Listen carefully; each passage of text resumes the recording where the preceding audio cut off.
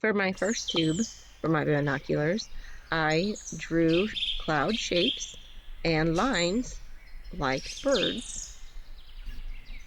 For my second tube, I'm drawing a tree with branches and birds in the trees.